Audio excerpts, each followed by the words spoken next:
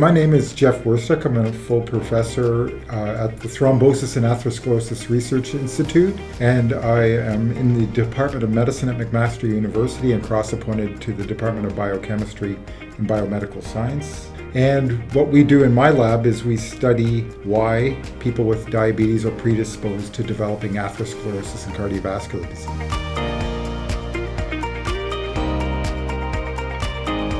My career path has been very convoluted. So I actually did my PhD at McMaster in the Department of Biochemistry, and we worked in very basic molecular mechanisms of gene expression there, and it was more cancer related. After that, I did a postdoc at UMass Medical Center, just outside of Boston, and there I looked at proteins that were involved in HIV and its expression and its infectivity. From there, I kind of bounced around. I went to industry for a little while, and then I was lucky enough to bounce back to McMaster in academics to what was called the Henderson Research Center, and they did cardiovascular research there, and I quickly became interested in that and developed, I was given the opportunity to set up my own lab.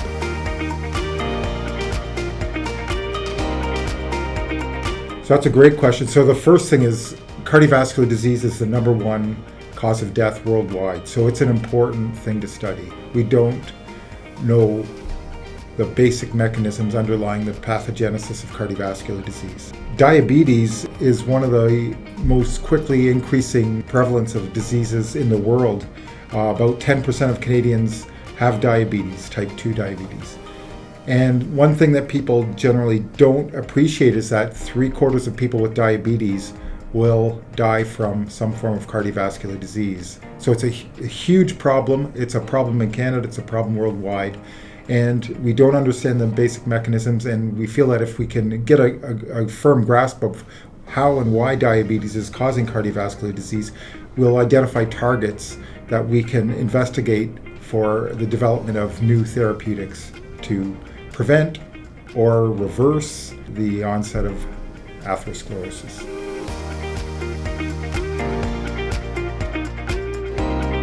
So that is the question, is what are the molecular mechanisms? And my lab has spent going on 25 years studying that. The bad answer is we're not sure yet, but the good news and promising news is that we've identified a pathway by which hyperglycemia can accelerate atherosclerosis in a mouse model. We also do a lot of work in more basic biochemical systems and in cell culture.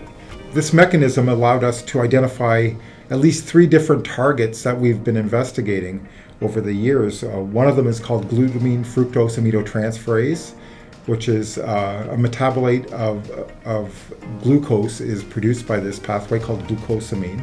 Glucosamine is a potent inducer of ER stress, endoplasmic reticulum stress, which is a protein folding problem that can occur in any kind of cell.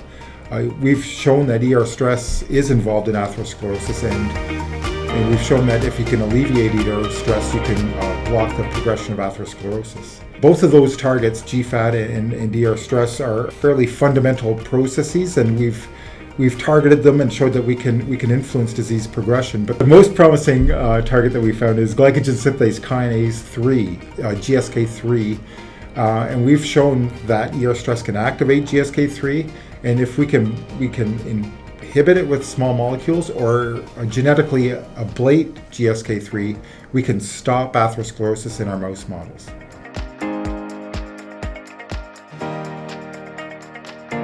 On the surface, mice are a terrible model to study diabetes and atherosclerosis because normal mice never get atherosclerosis and cardiovascular disease. Normal mice never become diabetic. So we have to use special mice that have had certain genes removed. So these are called ApoE deficient mice or LDL receptor deficient mice.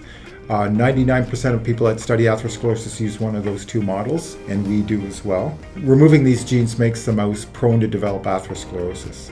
And then our challenge is to make the mouse diabetic, or at least hyperglycemic.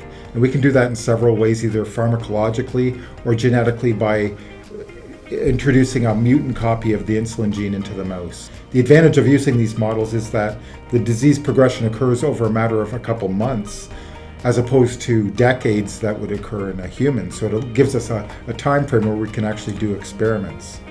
And on top of these models, we've developed unique mouse models that are not available anywhere in the world, where we can delete specific genes like GSK3. We can remove that gene and show that atherosclerosis is blocked. And that's the best way to show that a factor is involved in a pathway, is by removing it genetically. The best thing about being a researcher is that you stumble upon things that are not expected. And so every day is different. Along the pathway of doing this research, we were making new models of diabetes-induced atherosclerosis, and we stumbled upon one that's called the ApoE deficient INS2 plus Akita mouse. So this mouse is hyperglycemic. We thought this is just another good model to test our theories and our hypothesis. What we found, though, was that there was a profound sexual dimorphism in this mouse where the male mice were hyperglycemic just as we expected, developed accelerated atherosclerosis. The female mice were initially hyperglycemic, but when they reached sexual maturity, they normalized their glucose levels back to control levels so that they were not hyperglycemic. And so that made us really surprised, first of all, and it made us wonder what was going on. So I never expected to work on sex hormones and sexual dimorphisms, but that initiated a whole series of projects and experiments in which we began investigating these things. And now our lab, at least half of the lab, is looking at the effects of estrogen and testosterone on diabetes and atherosclerosis. My best advice would be to get into it as early as you can. So my lab has taken on many undergraduate researchers, and they've been fantastic. And I find that the greatest successes come with students that are in their first or second year of undergraduate study, and then they keep coming back, and by the time they're in fourth year, they're like graduate students, or as good as a graduate student. They were writing their own papers already. They know what's going on, and they really contribute to our research.